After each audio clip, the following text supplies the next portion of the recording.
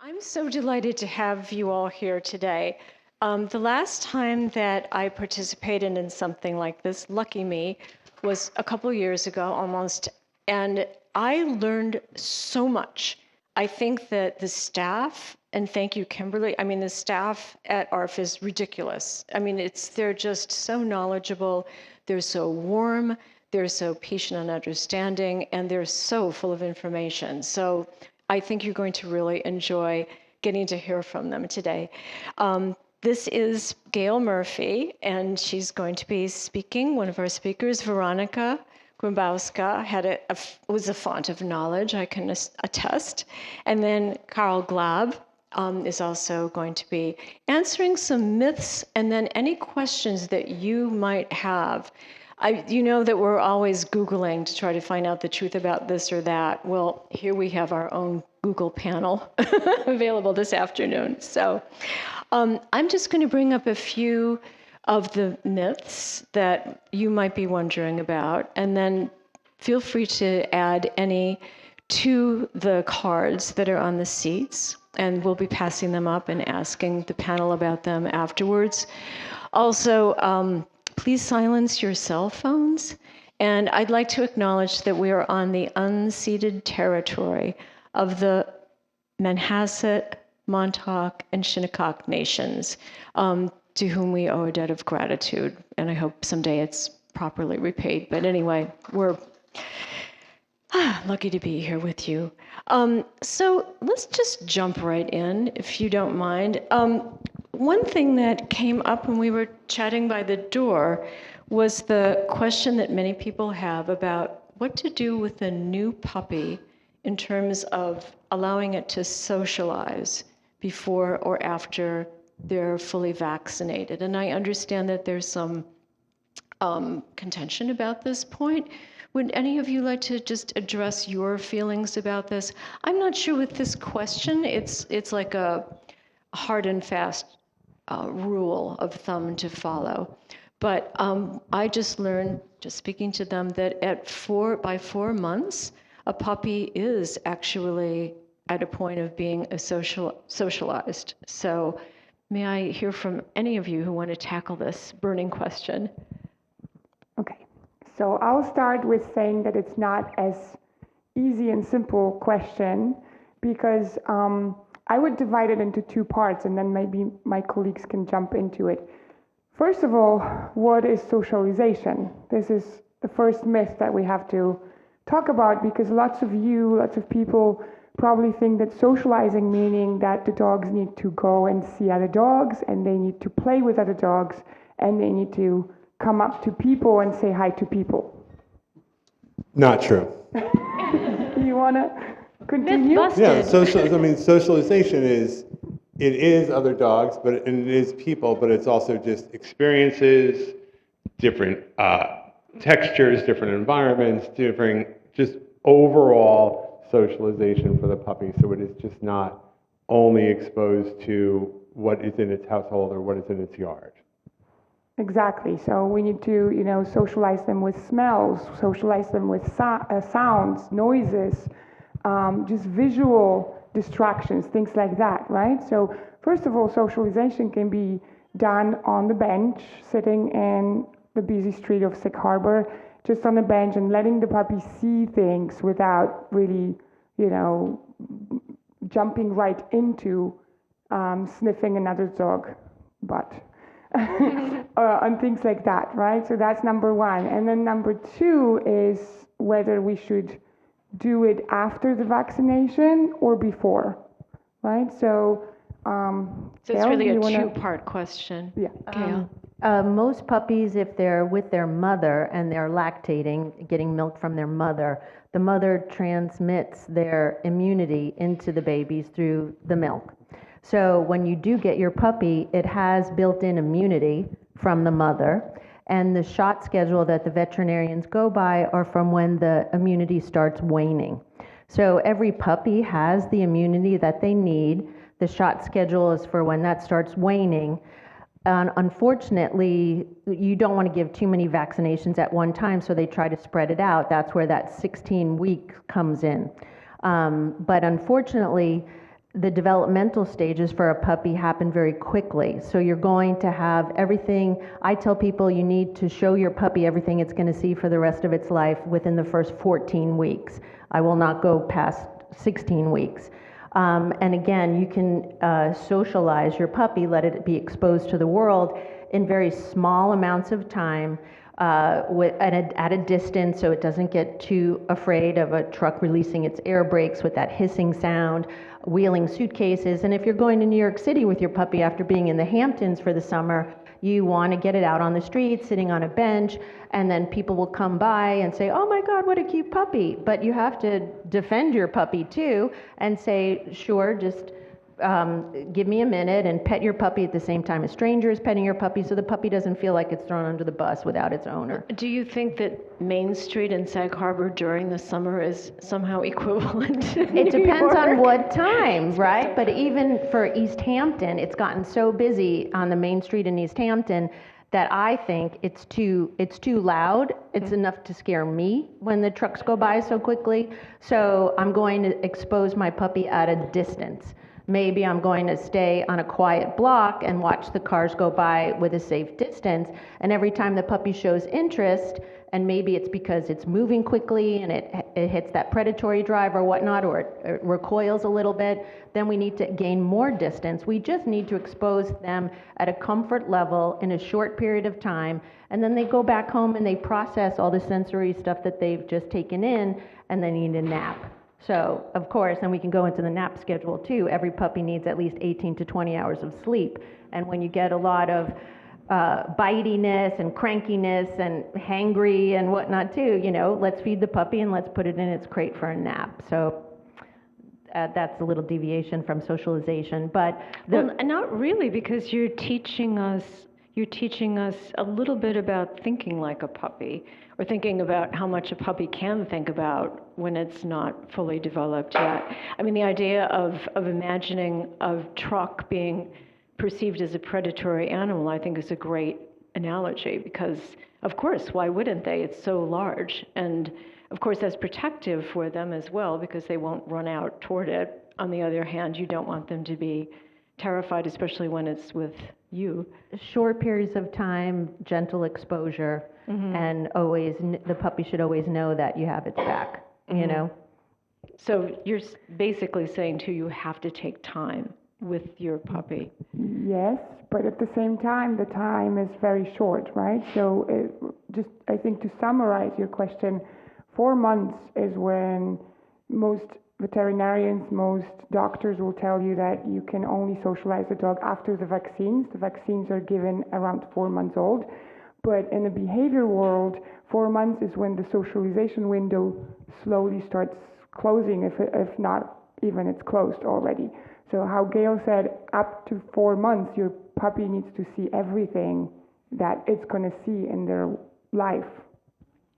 Fascinating. Thank you. But it's almost, almost like children. There's a certain point where you see people with small children, and at a certain age, they're all receptive to everything that's coming around. And then at a certain time, the kid starts going behind the parent. And you're like, wow, that didn't bother you before. But even with like a puppy, you can take out a big black trash bag for the garbage and you put it in the middle of the floor. Oh, it's a monster, or something that they've been walking past every day, and all of a sudden, and nobody understands what's happening. The reason is because a puppy, when they leave, if they were in the wild, they have a little den area, and then they get a little braver and they expose themselves a little bit more and a little bit farther. But if they go too farther away, something could come and get them. So the fear period is there to keep the dog safe.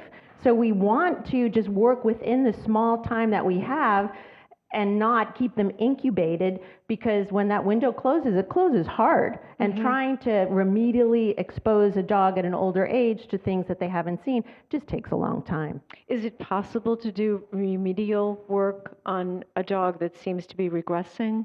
Is that so? It's just about kind of going back a little bit, right? And then repeating. Sometimes you have to go back to square one. Yeah. Thank you. The second thing that I wanted to ask is about the use of human food. When do you not ever or do you never treat dogs with human food as a training reward or whatever? But the idea of then having dogs think that they belong on your dining room table or your counter, of course, comes up. So, Is this also but I controversial mean, or not? every dog should be eating a species appropriate and the closest to the earth as possible. So most processed dogs' food are so highly processed that they don't resemble anything that a dog would understand as a chicken or a pea or something. And I think that they should be eating more healthy food, things that we would consume as well, or what is appropriate for a species.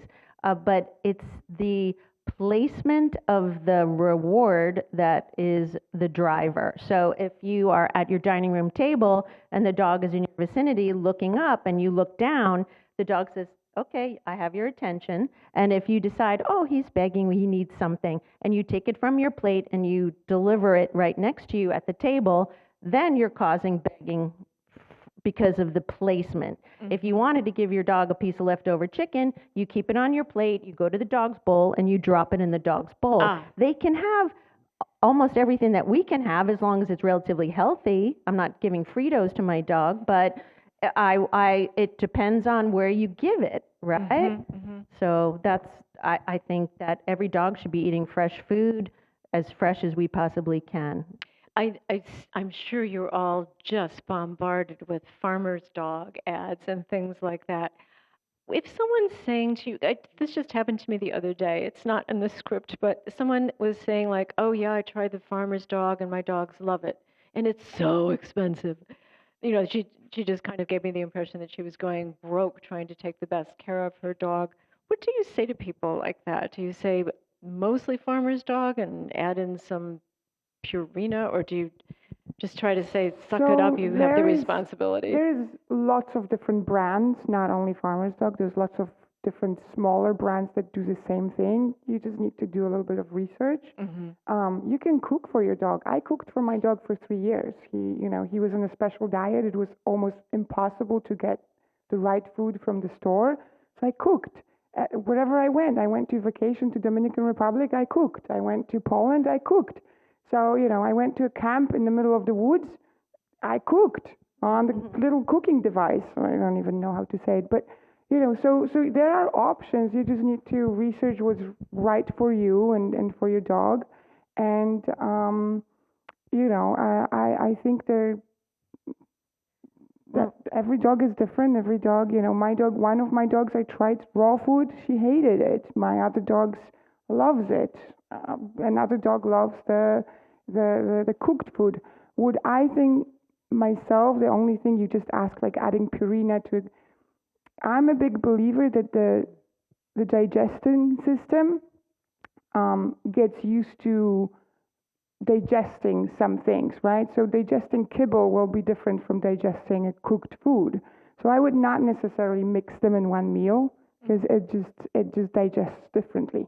Yeah, I keep thinking of Michael Pollan's, I mean, it doesn't apply to dogs at all because it's eat more plants, et cetera, and that's not the case with carnivores like dogs and cats, particularly, who are obligate carnivores. But it's an interesting thing if I'm thinking about what should I feed my cat or dog.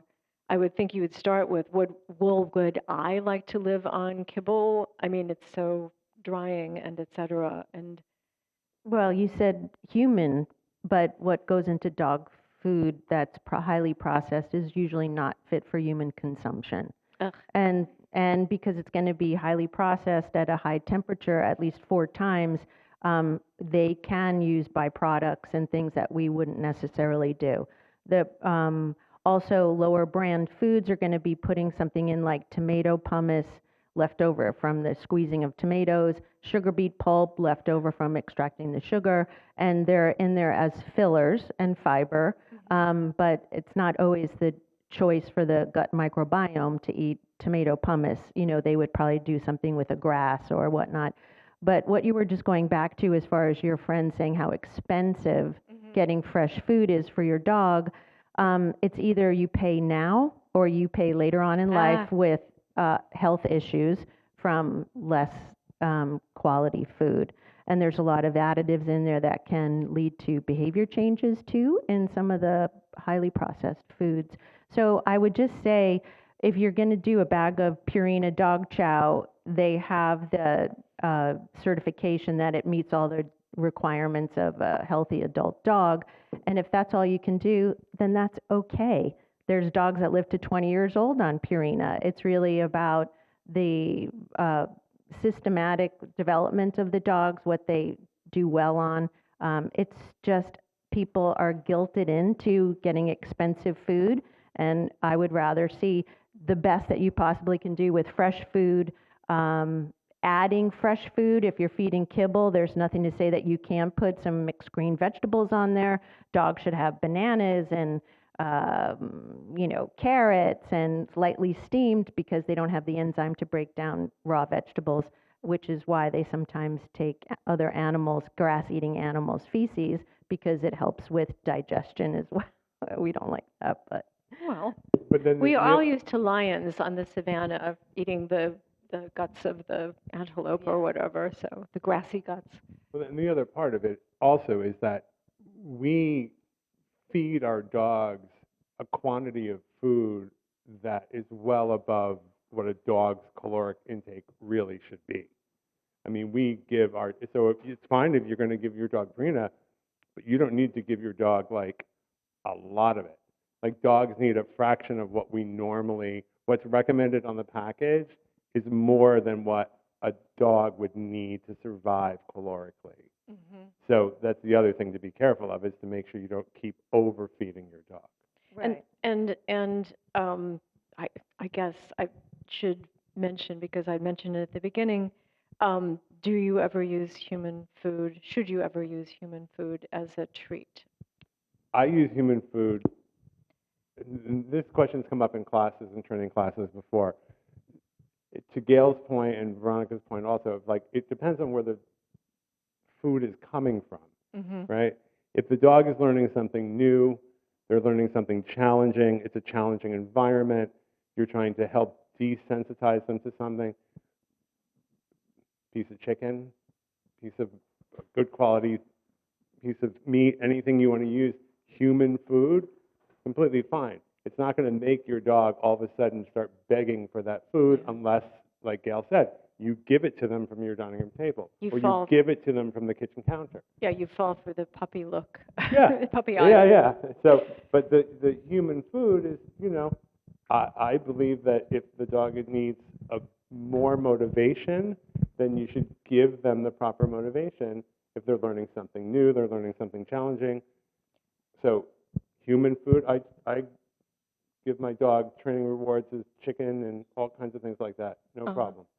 It's finding the reinforcer for the dog. If the dog does backflips for string cheese, I had a dog that was crazy about almonds. Loved the almonds. So you do have to find a reinforcer, but food sometimes is not always the best answer for a reinforcer, because if the dog is learning something new, and it may not be hungry, or it's just maybe it's a little distracted, and there's plenty of times where someone says, oh, do you want something to eat? No, thank you, I'm fine.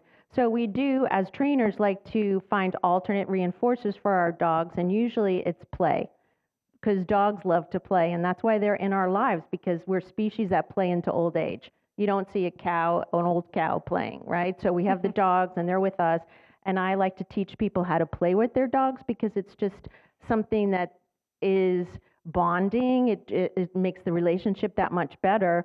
And you can decide, do I want to go to the fanciest restaurant in town with someone that bores me, or do I want to go to the deli and laugh with my best friend? I'm going to the deli, right? So that's what I want to see people do with their relationship building skills, is to have fun with their dogs. Mm-hmm. That's the play reward is, I train my dog, and he has chicken, he has any kind of high value stuff he wants. If I do play reward with my dog, I could make him walk on his two front feet, like no problem. The play reward for him is so much higher than the highest value piece of food I could give him. That's such a brilliant alternative, and then you don't have to worry about an overweight dog and a beggy dog and an anxious dog and trying to pull the wool over your eyes. And to Gail's point, it's all Dog. about relationship. It's Yeah. all about building that relationship with the dog, and the play is one of the best ways to train your dog. Mm-hmm.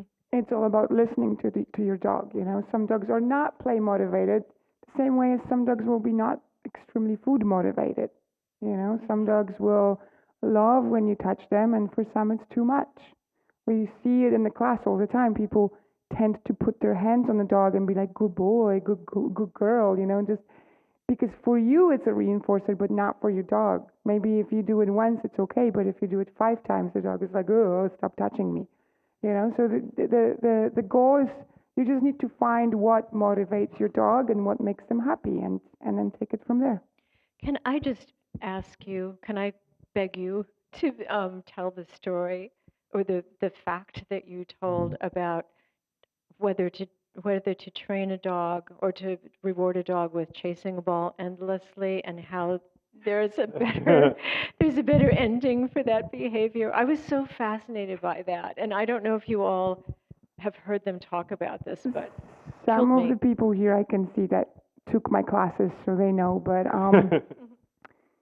oh my goodness, that's actually a lot of talking. But okay, so dogs, when they play, we need to play with them properly, right? When I came to US, I found that lots of people are still playing. The only play that you do with your dog is fetch, and it's just you go to your backyard and you fetch with your dog twice a day, 3 times a day, and then the dogs are just very hyper and very focused on that ball. And you know, if you look at it in more chemical way, that chase creates cortisol. That cortisol is connected to adrenaline. Every chase ends up with, so if you think about it, if you think about a ball being a bunny, the bunny runs, they chase it because it runs. Do we know any dog that will not chase a bunny, right? The bunny runs, the dog chases, grabs the bunny, brings it back, chase, chase, chase.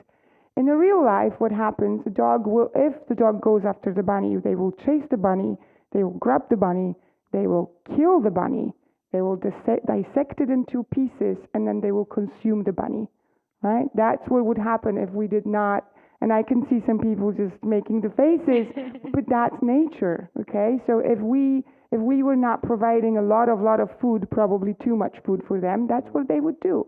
And so when the dog plays, this is extremely important that you provide that kind of healthy, proper way of playing using their natural instinct. So take a rope, you know, run the bunny on the ground, make the dog chase the bunny, grab the bunny, then tug of war with them, kill the bunny together, create a great space around you, make the dog really, really into the killing, because the killing, the you know, tugging the rope, right? Because the tugging of the rope and, you know, what imitates the killing, that actually satiates them, and that actually brings that cortisol down. So when the cortisol goes up after the chase, by threshing the rope, they're actually lowering the cortisol. So then you throw a couple of treats, and then there is a consumption part, and then your dog is happy. And I guarantee you that if you do it a couple of minutes a day, every day with your dog, I've seen dogs being in the middle of their backyard and watching the bunny just hop, hop, hop away from the backyard. And they don't need it to chase that bunny because they have their own bunny with their mom or with their dad, right? So that's how I like to teach people to play with a dog. If you want That's to, a serious win-win. That's really great. So, there's if your dog isn't food motivated, is that a problem? I mean, you were talking about how you could just teach them with play reward. I think that is such a great, brilliant, actually, solution, because I do think that people sometimes think that if they don't have just the right treats, their dog won't respond to what you're trying to get them to do or understand or behave like. So, do you want to talk a little bit more about that? Like, what kind of playthings do you do? Just Well, again, I'm going to a little channel chasing the Veronica and ball. Gail for a second, but you know, it's all about what motivates your dog. If your dog is not motivated by a particular kind of food, all dogs have to eat. They will eat. They all have to eat something. Try another food source. Try a different treat. If they're more play motivated, if they're more toy motivated, if they're more motivated by that kind of thing, then that's your motivation. That's what you can use to train them. It can work perfectly. It doesn't have to be the food. And it doesn't have to be a long, long, long session of play, for instance. Absolutely not. No. No, I mean, play or rewards, I mean, I just tell people try to do 1-minute sessions a couple of times a day. Wow. I mean, but that's just getting Now, a no lot one of reps in. has a reason to not adopt a puppy, but go on. Yeah. Or a dog. But when we were talking about it, we, as trainers, institute the PREMAC principle, which is like you would tell your kid, you have to eat your vegetables before you get dessert. So when we do play motivation or treat motivation, we're going to ask them to do a particular behavior before they get their dessert. So that usually works very well for a dog. That's super A smart. contingency behavior, yeah. To change up a little bit, if you have a fenced, this is a myth that I've heard. If you have a fenced-in yard, you don't need to walk your dog. Truth or fiction? You're just going to push Veronica I right think over the Veronica edge. has That's an what's gonna answer happen. for us. Just keep looking backwards if Yeah, I'm not moving. don't fall over, don't. Moving backwards and falling. Okay. People, backyard, no matter how many acres you have, backyard is just another room of your house. It's just an extension of your house. After some time, every smell, every stimulation, everything that your dog is exposed to becomes the same old book that you're reading every single day. Or even like an article in the newspaper. Imagine reading the same article, the same book every single day for the rest of your life. When you take your dogs for walks, they can read things, they can learn about the neighborhood, they can learn about things that were here before that you don't even see because they were here yesterday, but the scent is still there. So stimulate your dog mentally by taking them for a walk, please. Yeah, the sense of smell is like if we went to a museum and we just looked at paintings all day, at the end, we're exhausted because we see the world with our eyes. The dogs see the world with their nose. So when you take them on I always tell people, take your dog to as many new sniff spots as you can, and then they're taking in all this information.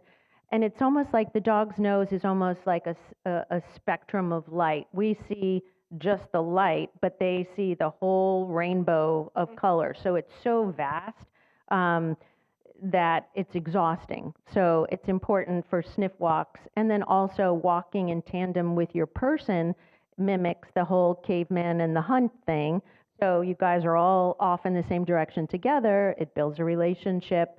And also it's kind of a time for us to watch our dogs sniff that one blade of grass for a long time. And I'd like to just take that as a moment to meditate going, gosh, I wonder what was really there. It's just important. It's important to be on a walk, not on your cell phone. I always tell people when you have your dog with you on a leash or just walking off leash at the beach or something, pretend that you're walking with your best friend. Every once in a while, you look at your friend, you walk on. Don't tune out. If someone's walking with me and they're checking their iPhone, I feel I only have a piece of them, right? So full attention on your animal when you're with them goes a long way.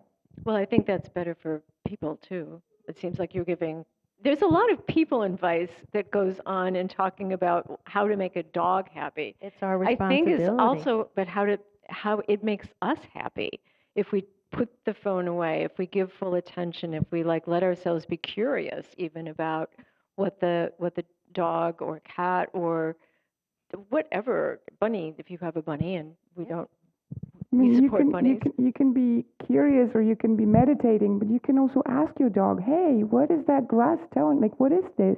You know, if they're interested in a pine cone, just take a moment, pick it up, look at it. I have shivers, goosebumps. Yes, walk into your dog's world, and it's going to be a completely different world that you know. If you just sit there and watch your dog watch the world. We're geeking out, I think. It's the best. It's the best thing you can possibly do. You can even No, Yeah, go you ahead. can, if you watch your dog, you can see how far away they are taking in that scent, how close they are taking in that scent. That says a lot about what that scent is about. They can go smell where another dog peed, they can go there and they recoil a little bit like, yeah, that wasn't a good one. Or they're really intent on something. It's fascinating. And their nostrils, the way that their nose is wet, right? That is so that scent molecules stick on the nose so they get a better sniff of it. And then you have that little cutout on the side of the nose, so that if I smell in, it comes inside. When I exhale, it goes out the side so it doesn't disturb the scent that I'm smelling. So the body is amazing. It's like we take a time to look at the dog. It's pretty fascinating. A dog's nose is wet, so scents will stick to it. Okay, that just completely took my head off. That's an amazing factoid. I never really thought about it. Yeah, it's just, we have these dogs for a reason.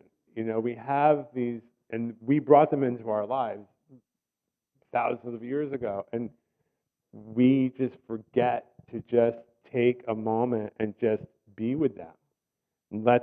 I love sitting in the backyard and watch my dog. He's just sitting there, and he'll pick up a thing, and then a couple minutes later, something changes in the scent of the air.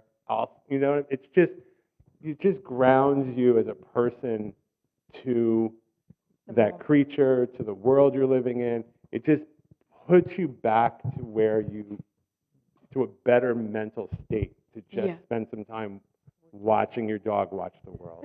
That's super inspiring. It reminds me too, when you're making paintings or drawings or ceramics or whatever, there's a need for letting yourself be bored is usually what people refer to it as, like letting yourself be bored, letting yourself daydream. And when you do that, you actually open up a part of you invite your subconscious to come to the fore. And where the subconscious meets reality, you perceive things differently because you have an open channel to a kind of creative part of your brain that can then make a leap into, ironically, it's sort of counterintuitive, but it makes a leap into the reality that you may be experiencing and that you may be experiencing with your dog. And then that becomes a really super enriched environment for everybody. So, yeah, let's keep worrying about too many cell phones, but let's start doing this more. I think it's impeccable advice for like a healthy life and a happy life. Does anybody have anything to? I was just going to go. Okay. So here's a question that I actually never considered. Since small breed dogs are small, they do not need to be trained. Or I guess the implication is trained in the same way. I mean, obviously, you don't want a tiny, horrible dog peeing on everything, but is there a difference between training a large and a small dog fundamentally? I would say not. The first thing that I've learned when I was training to be a dog trainer, that was maybe 12 years ago, my mentor said, treat every single dog like it was an elephant. And I didn't understand that in the beginning, then she explained. So, you know what we do when there's a small chihuahua or a small dachshund, right? We tend to pick them up, and she said, no, from today, you're not allowed to pick up the dog. You're not allowed to push the dog. You're not allowed to physically move the dog to a different spot. Training is about teaching them and connecting and showing them the way. Doesn't matter if they're a Great Dane or a Chihuahua. The dog that got me into training could not be touched, and he was only 18 pounds. Huh. So that dog had to be treated like a lion, like an animal that could not be touched. Because if you touched that dog because he was so horribly abused, you would end up in the emergency room. Wow. With an 18-pound dog. So that dog had to be trained. I had to be trained, and you had to treat that dog like it was a mastiff or a lion, or it was the dog could not. You didn't have a choice. Gail and I, we worked together with a 3-pound Shih Tzu a few weeks ago. And when the dog came to me, she was in a bag off the ground. Also, 4 months old, not touched the ground yet because was not supposed to be socializing because it was before the vaccines, right? So yeah, I think I picked up that dog once within a couple of weeks. A dog is a dog. They need to walk. They need to do things that we want them to do without us just like physically pushing them around. Just because you can pick them up doesn't mean you should. So, I mean, you can, if you wanted to train a dog and there could be mobility issues and it's a small dog, there's nothing to say that you can't put a yoga mat on top of a dining room table and train your dog that way too. But what it is education. You can't just educate big dogs. I mean, a small dog, I've met plenty of small dogs that have personalities as big as a Rottweiler, and you come in and they're just giving you that look and you're like, okay, I think I can work with you. They're very open. We want to inspire confidence in the dog to say, just tell me what to do and I'll be happy to do it. Taking a dog up off the ground, the dog loses autonomy and control.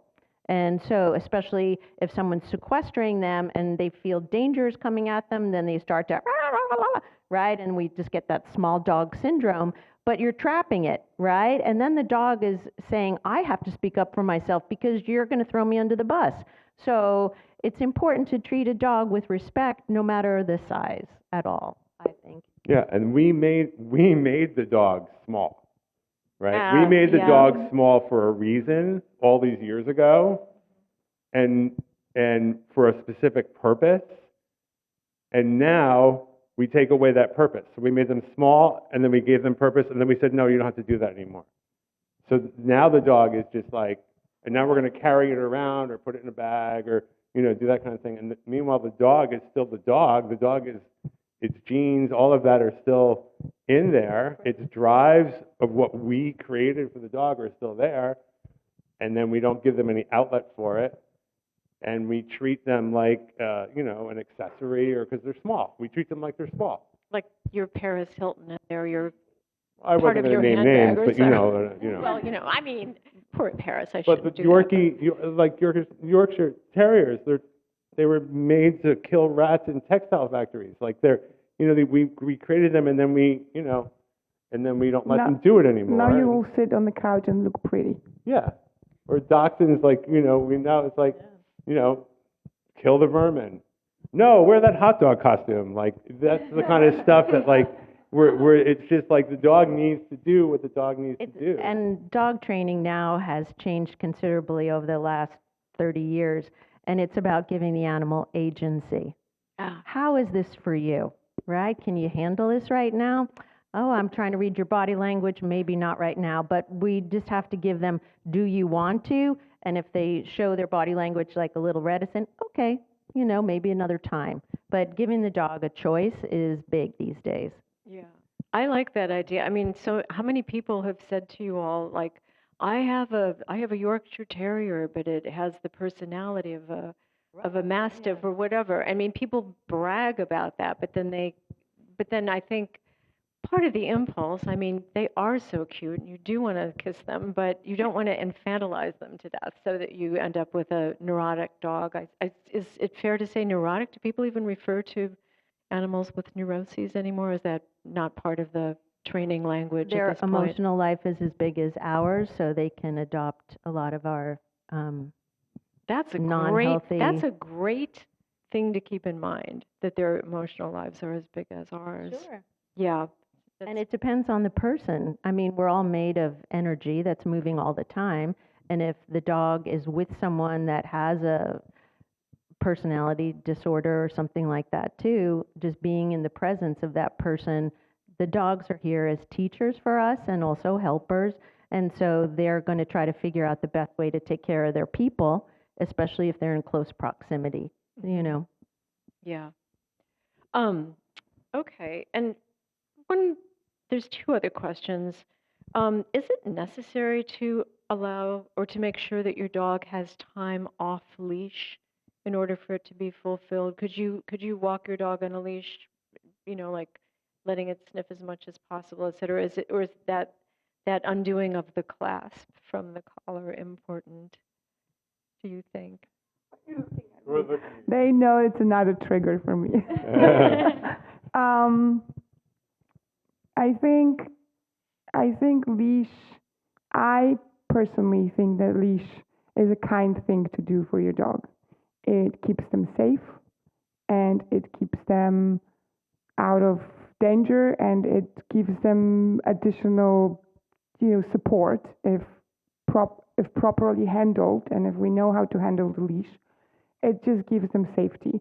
I have lots of clients that come to me and say, like, my old dogs or my dogs when I grew up, or other dogs were always off leash and they were so good, or I have an off leash dog in a city and it's always with me.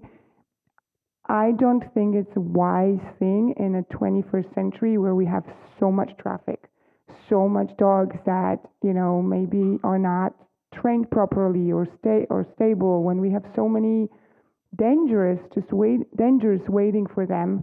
And I have a 2-year-old dog that lives with me, a dog trainer, and he's pretty well behaved, but I would not walk him. Like, even at the beach, we have a long 30 feet long leash dragging behind him because he's still young. He still thinks that, maybe this is exciting, maybe I'll run away and I don't know how to come back, or things can happen. So I'm a big advocate for leash.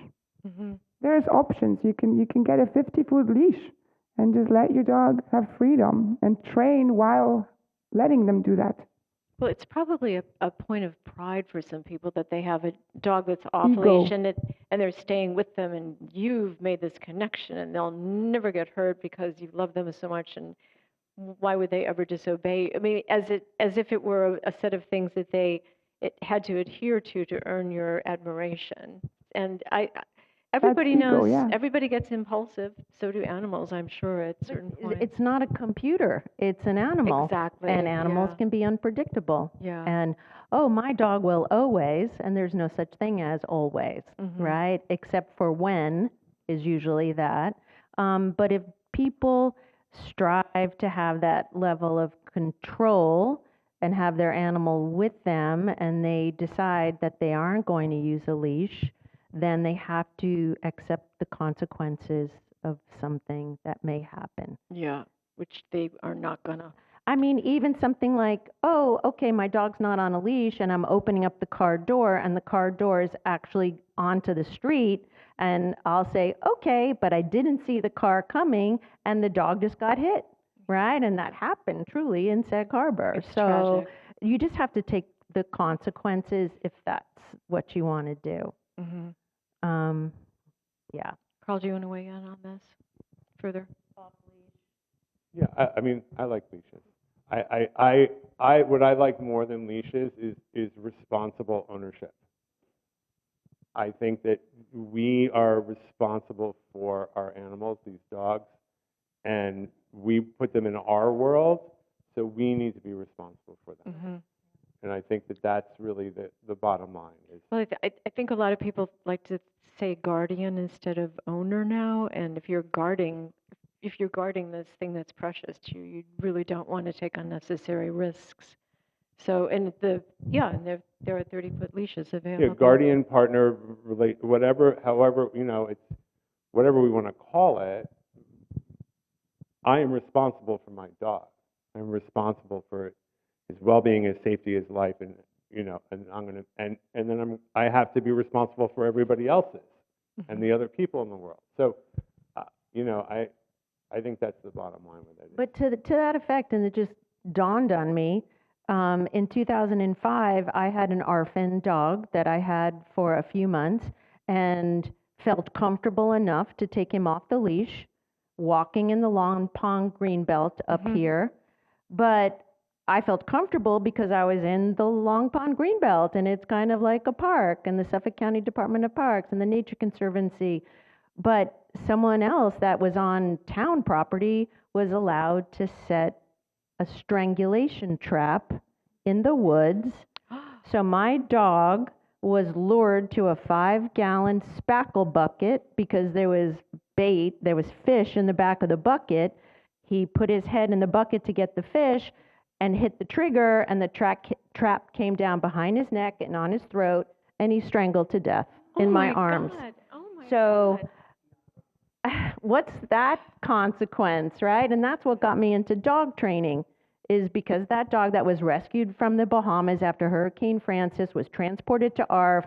All those dogs, he was the last one to go, and I loved him so much. But did I expect that to happen? No. So when I went to the town of Southampton and had a public hearing, they listened and they changed the law. I went to East Hampton and had a public hearing, and the man on the town board said, "Don't you feel responsible for your dog's death?" And I said, I was responsible for his life, but I certainly didn't think I was going to meet a strangulation fur trap for a guy that's trying to trap raccoons and foxes for beer money in the woods. So, and that's actually how I got involved with ARF. And that set me on my trajectory, and I would never want that to happen again. And I got the law changed, but still, that dog was off the leash. Yeah. Yeah. Sorry to bring that up. Oh no, it's really good and brave of you to share it with us, because I'm sure it still causes you a lot of pain. But what an amazing thing you've done in that and other dogs' honor to be doing what you do at ARF. It's quite stunning. Thank you. And to change the law, yeah, to get, oh God, yes, all. Southampton, East Hampton, Shelter Island, and Brookhaven. I solicited congressmen and senators up in New York, but they laughed me out, so thank you. That's good. Okay, the last question. If you let your dog sleep in your bed, they'll think they're in charge. True or false? Carl, you take this one. Yeah, take it. You're the first one. Come on. I have to take it? I'm imagining you like sleeping in a bed just covered with dogs. No, my dog sleeps in the crate. Honestly, Okay. My dog does not sleep in my bed. I've never had a dog sleep in my bed, except for a very, very old, grumpy Jack Russell who would only tolerate it for a few minutes and then he would leave the bed. So, to the question, no, like it's not going to make the dog think he's in charge unless you let the dog think he is in charge of the bed. If your dog doesn't want your spouse in the bed, and then your spouse doesn't get in the bed, then the dog's in charge.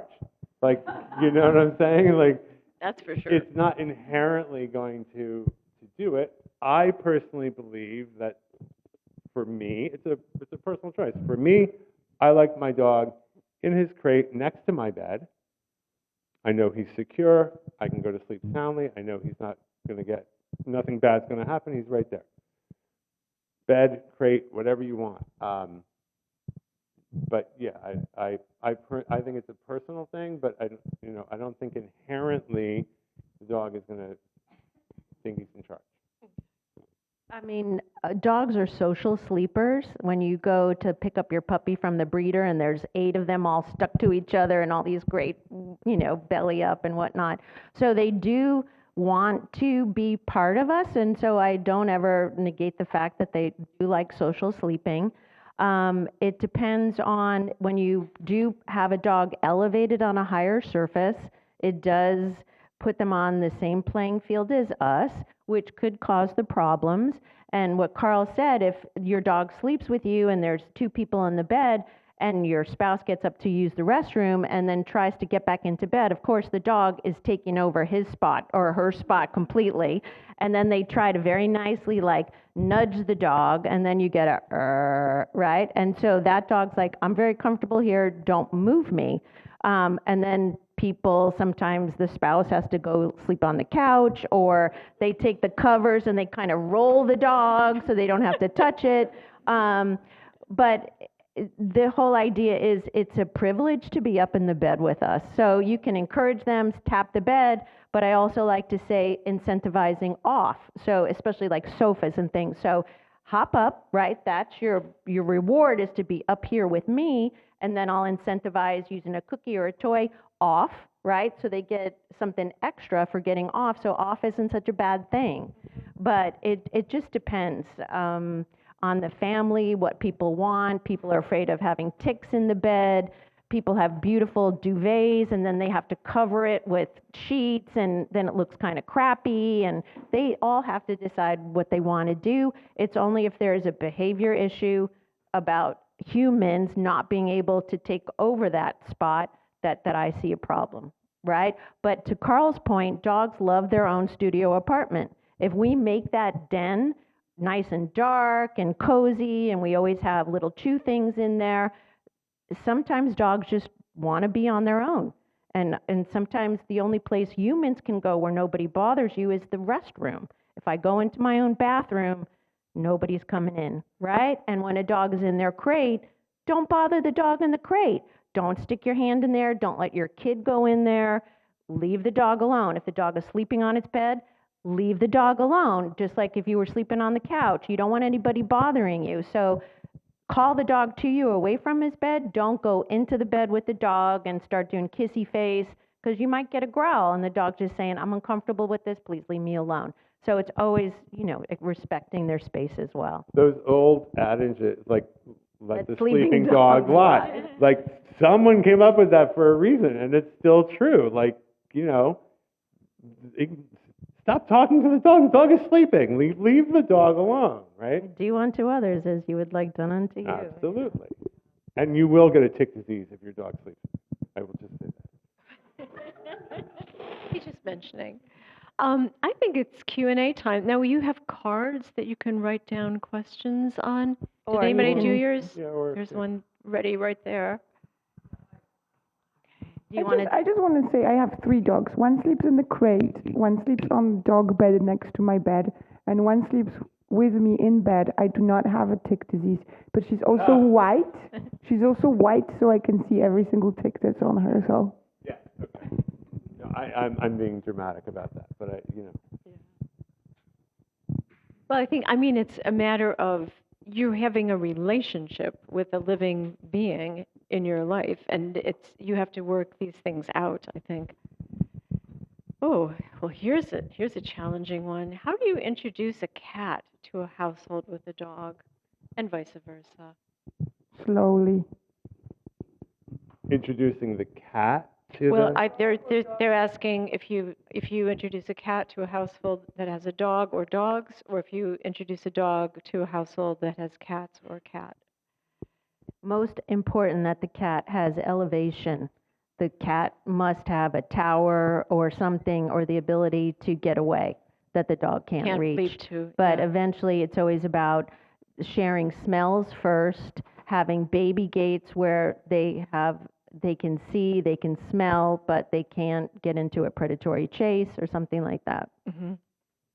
Yeah. That makes a lot of sense. I mean, And you want to take time. Don't rush anything. The same way that, when we bring a new puppy, we just don't want the old dog to just be thrown at with the puppy and be like, okay, this is your new brother, deal with it, right? The same way with the cat and the dog. We just want to go slow. They, like Gail said, they should be seeing each other, smelling each other, seeing that each other is not a threat to them, right? And when they feel comfortable, and for some dogs it can be 3 weeks, for some animals it can be a month, and for some can be up to 3 months even, then you're just going to let them slowly have more time together. yeah, that makes sense. With cats, it's the same way. You're supposed to take articles of clothing that the cat has slept on, or a blanket or whatever, and give it to the new cat and vice versa, and just like go really, really slow. I have done this, and it worked brilliantly, but I think it does demand a time, because I don't know about, do you think that, let me ask you this, because I think that jealousy is one of the principal emotions that cats have. And I'm sure that dogs have it too. So that's another factor. Like, you don't want to feel that they're being displaced in some way, and to just like gradually ease in. I mean, maybe dogs being more pack animals, that would be different? Why are you laughing? Am I saying something stupid about dogs? No, nothing stupid. There's no stupid questions. No Go stupid ahead. questions I was ever. laughing I can do because it. Carl was laughing. I have no idea about the cats. I don't know if cats can be jealous, but with dogs, we like to say that, they don't have those typical human feelings or emotions like jealousy or, the dog did this out of spite or out of jealousy. They don't think like that. They have resources, and we can be one of the resources for a dog. We can be so important for them that they can start guarding it. But it's just a natural behavior that can be interpreted as a jealousy, but it's not quite the same. Okay. Pardon my anthropomorphizing. Our dog is 9 years old, a 60-pound rescue. She loves all people, but is sometimes reactive to other dogs. What can we do about it? Is it too late for her? We'd like to let her off leash on the beach, but it's fraught. Take a class with ARF. We'll teach you everything. And 8 years old is not too late. Yeah, that bottom line is 8-year-olds. It's not. An older dog that is on a leash and may be uncomfortable about meeting dogs that are also on leash, depending on the situation. When you have a dog on the leash, you're handicapping your dog away from natural behavior. So especially when you're walking down a sidewalk and the oncoming dog is coming straight at your dog, the humans should really be looking at the dog that's coming at your dog for body language cues about how that dog feels. But in the natural world, dogs never meet head on. So that's already setting it up for confrontation. And if the dog is uncomfortable, especially because you're putting it on a leash, it can't flee, can't run away, can't fight, it can possibly freeze, and then the last one is fainting. But so it's more important that if you are going to socialize your dog, parallel walking is the best way to go. So I always use this example. Let's say someone said, "Oh, Gail, you're single. Let me let you meet my brother. You'll love him." And they shove the brother right in my face. That's super awkward and not comfortable. But if someone said, "Oh, we're going to be having a party and we're all going to be walking to the beach," if I'm walking next to the brother, then we don't have direct eye contact. We are on a mission and we are walking in the same direction, and it diffuses a lot of tension. If I needed to create space, I could, or not look, or looking every once in a while, and it's just a better way. So if we have a reactive dog on a leash and you want to introduce it to a second dog, it's just best to go on a nice wide street. Each dog is on the outside of each handler, and they can see each other, they can kind of whiff each other, they can look at the body language, and then they can take a sniff break if they need to, and then you walk backwards. Maybe you'll take one dog and put it on the inside when one dog is still on the outside. Then you turn around and you walk again, and maybe two dogs on the inside, and see how it goes. And then if it's good, you take them in a fenced-in backyard and then let them be together off the leash without any constraints. So it depends on the history of the dog, if it has a bite history or anything like that. But that is a general rule of thumb. If I want to introduce my dogs to other dogs peaceably, let's parallel walk. And that's something you can Google too. Or come through a class. Right. But it's never too old. But you just have to take, like, if the dog is having eruptions of barking or lunging or something like that, it could be a frustrated greeter. I want to get to that dog. I just want to play.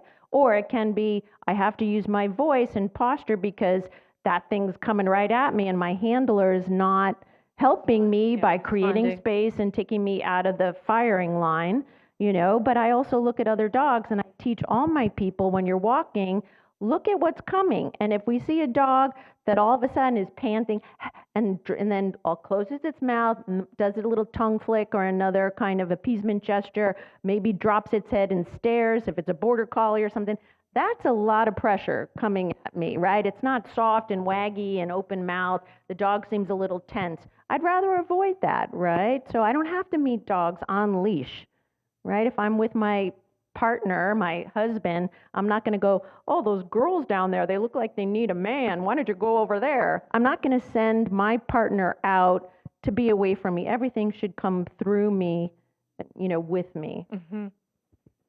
Really great thoughts.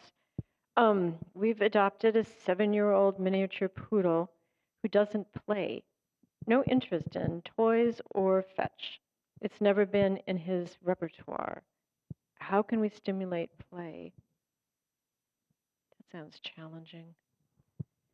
If the dog doesn't like to play, why would we stimulate the play, right? So it might be that the dog never played as a puppy, so never learned to play, and therefore doesn't know how to play. But also, if the dog is 7 years old, 7-year-old dogs don't necessarily play that much. Find things that the dog likes, sniffaries that Gail mentioned before, scavenger games, things like that. Maybe your dog just likes to sit and watch the sunset. I'm not kidding. My dog was 8.5 2 years ago before he passed, and that was the main time of the day for nearly a year. We would every day go to the beach and sit down on a blanket and watch the sunset, and I would massage him, and maybe he got a treat, and he was the happiest dog on earth, yet he wasn't playing. So don't put too much expectations on a rescue that is 7 years old and maybe never played in their life. We have our human expectations, especially here, like play on the beach, go to the beach, have the dog play, fetch. Like, just see what your dog likes. Does your dog just like sitting and taking in the world? Do they love this? Do they like to scavenge? Do they find? We have these notions we have human notions of what we think the dog should do and what they should like, and we have to think about what the dog wants, what the dog likes, and put ourselves into that mindset, and watch the dog and experience the dog and see what motivates them. What is the thing that they love in life? I'm sure a lot of new pet owners have a fantasy about what they're going to do now that they have a dog. They're going to take it with them everywhere, and they're going to go to the beach, and they're going to throw balls, and et cetera, et cetera. It's just part of people's fantasies about what will make. It's like having a romantic relationship. You want a good kisser and this, that. So, but do you always get that? But with a pet, it's completely different. I think it's if the puppy is a puppy, you can still teach them, right? But you have to teach them. If you're going to rescue, if you're coming to ARF, make sure that you talk to adoptions and you tell them what your expectations are, what you would like to have from a dog, not just looks, right? I dream of going to the beach and playing fetch with my dog. And they probably will not give you a shepherd, or they'll give you a dog that fetches.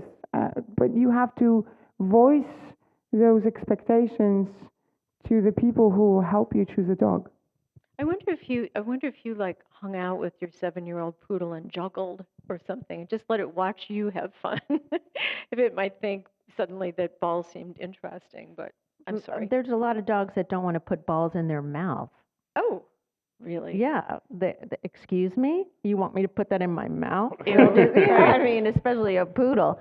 But you can decide, sometimes if you are able to get down on the floor and you mimic like a downward dog, sometimes that's the downward dog, the posture tells another dog anything that's going to happen after this is going to be in jest and play. Mm-hmm. So even if you get down and you do a little play bow for the dog, see if the dog will mimic some of your behavior.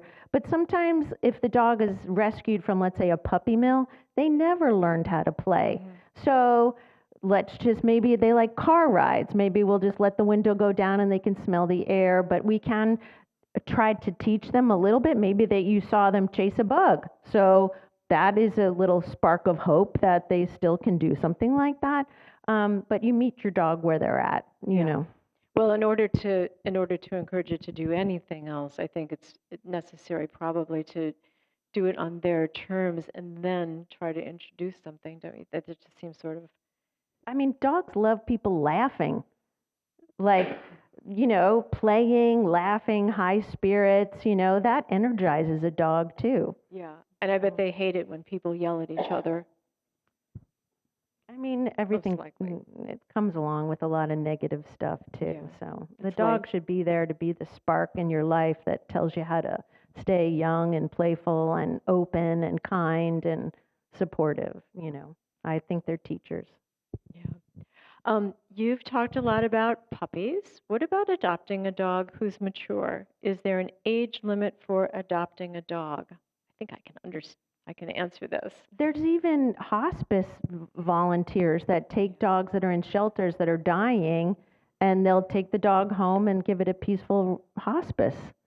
So I think that it depends on the capacity of the people, their goals and ideas for their dog, but hopefully there's all people available for all dogs at every age that maybe have the wherewithal financially to help with medical stuff, if the dog needs it.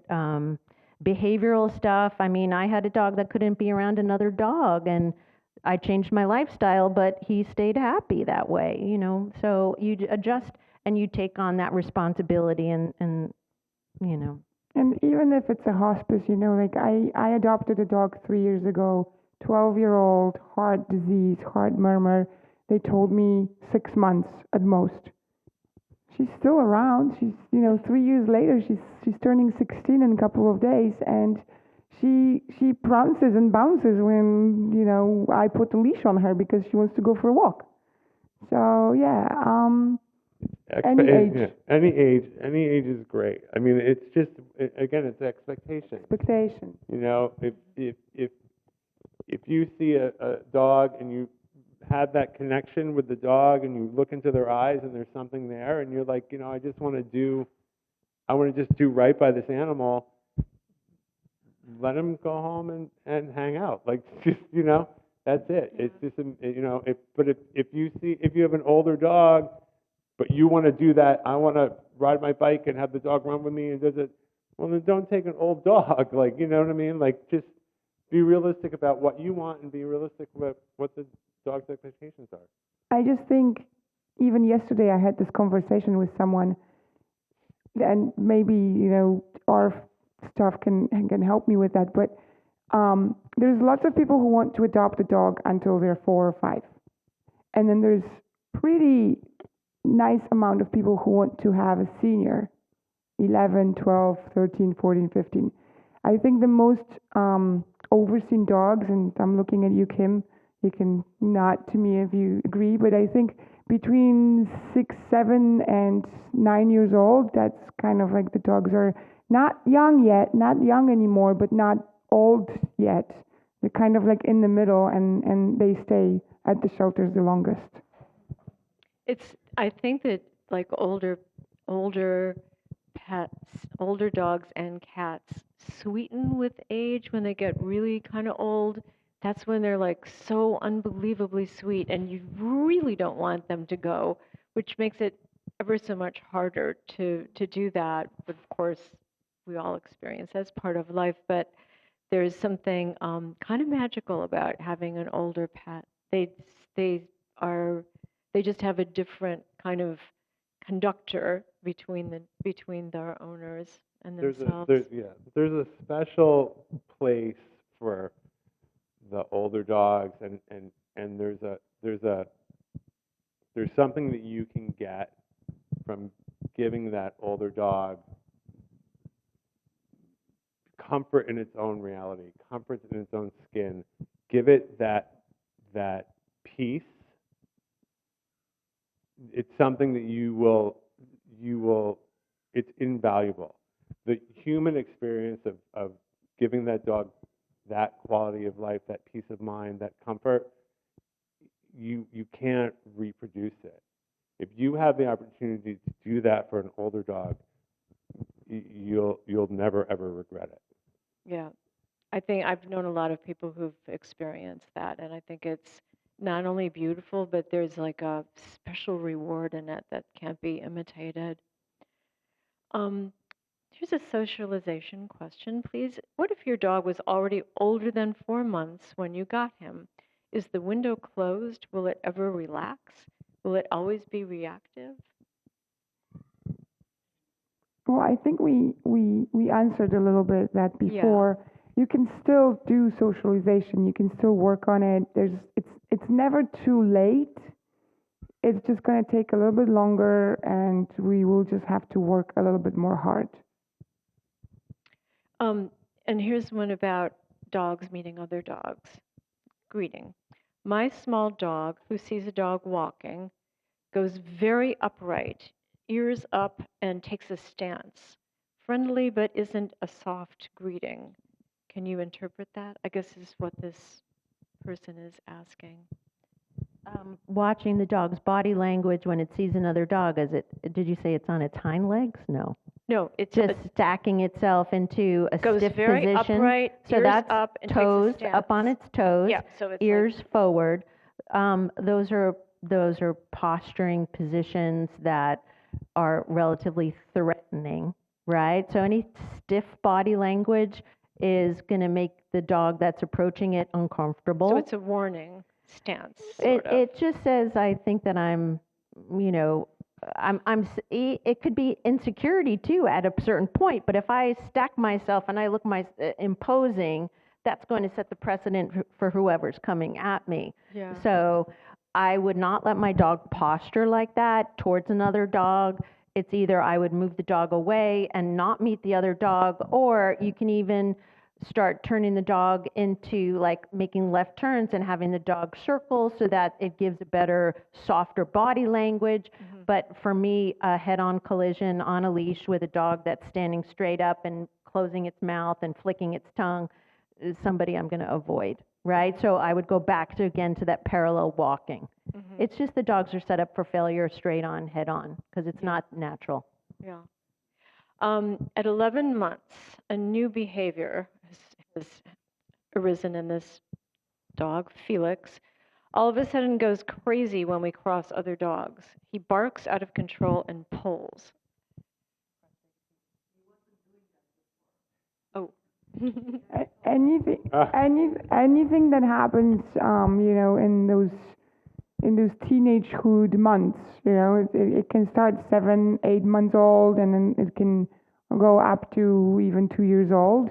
That's when your dog is a teenager, and that's when the new weird behaviors will be coming out, and they're going to try you, and they're going to try the environment. They're going to be, there's going to be hormonal changes, a lot of hormonal changes if the dog is not neutered.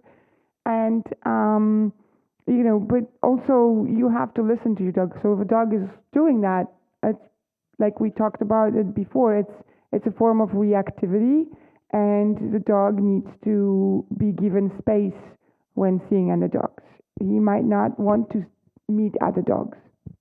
And it depends. Sometimes that kind of behavior, we need to pick it apart a little bit more, because sometimes it can be a frustrated greeter, right? You have the dog sequestered. I want to meet that dog. I'm all excited, right? And so sometimes that happens with dogs that are always perpetually in doggy daycare, always off of a leash, always able to access what they want. I want to go meet that dog, and you're sequestering it, you're thwarting it, gets frustrated.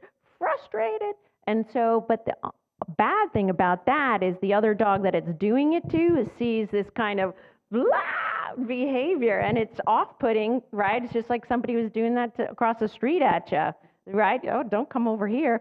So it would be having your dog have good social interactions off of a leash in a daycare situation as well. But again, when your dog is on the leash, it's your partner. It's not there to go meet other dogs. So keep your dog on the opposite side of your body, stand in front of it if you have to, bring its attention to you, reward it appropriately, and then just be less inclined to let your dog meet other dogs on the leash. So, and then maybe you need to create distance, right? And then come back to Veronica's class. All right, we have 2 more questions. How do you teach dogs to walk on a leash better after you didn't train it well? The workshop we have, the question you're really asking is, when is our next loose leash workshop? And When that is is your actually next coming workshop? in October. Yeah. October, 3 weeks, lots of practical exercises, lots of fun games to do, and then just things to use throughout the walks. So every week I give you 2-3 exercises. You go home, you practice, you come back for more, and after 3 weeks you have a better walking dog on a leash. If you keep continuing, it stays and sticks. I mean, you can play the red light, green light game, right? So you just put the leash on the dog, and if the dog pulls out at the end of the leash, you just have to be a post, a tree, or whatever. I do like to teach a cue for the dog to come back to my side, so then if the dog does come back to my side, the walk continues.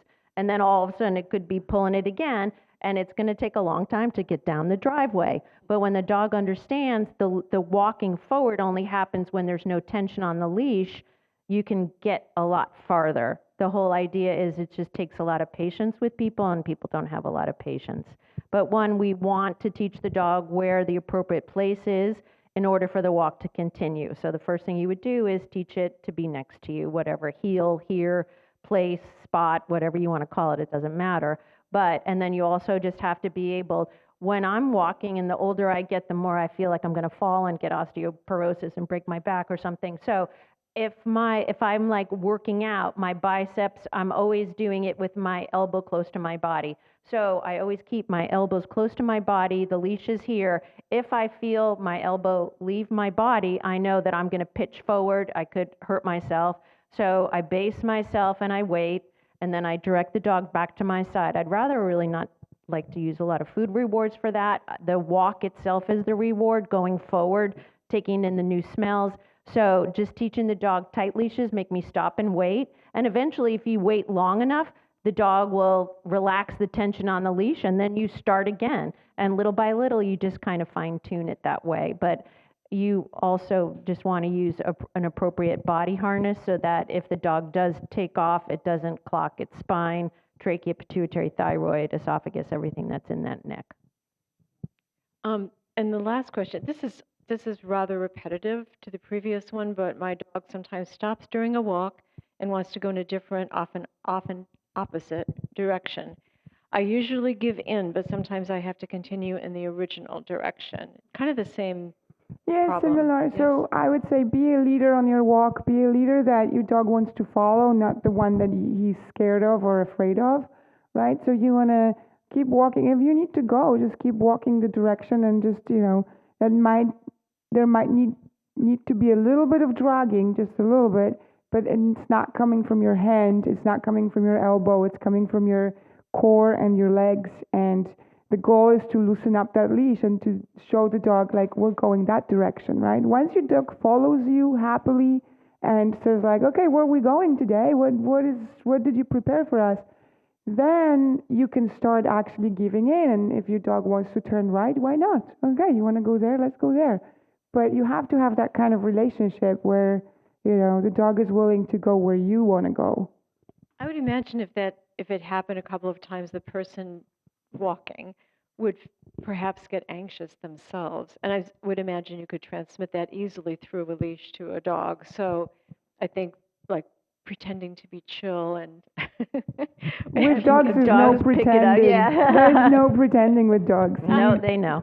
Okay, forget it. Even the greatest actor, right? That leash is a direct umbilical, Yeah. right? If you start tensing up, and I know this from in the city, right? You're walking down the street, you see something on the street that you are going to start to avoid, right? Your dog knows it. Mm-hmm. Your dog knows it instantly. I'm uncomfortable. That umbilical goes right to them. But there's also chemical changes in our bodies that they can perceive. Yep. They can probably smell they adrenaline, can smell right? Fear and all that other good stuff too. Yeah. But you also hold your breath when you're anxious. Here comes another dog, right? And they hear that, uh-oh, we better get prepared. And then the owner tightens the leash a little bit, and the dog's like, uh-oh, we are up the creek, man. And so my owner's not doing anything. We're still in the same place, and it's coming at us, la, la, la, la, la. And, oh, let's go, right? And so it all works out just fine. Consequences drive behavior, right? So for all of us. Okay, so no pretending. Everybody just has to go to a class. And I just want to thank Gail and Veronica and Carl so much. This has been so informative. Thank everybody for coming. Thank you for coming.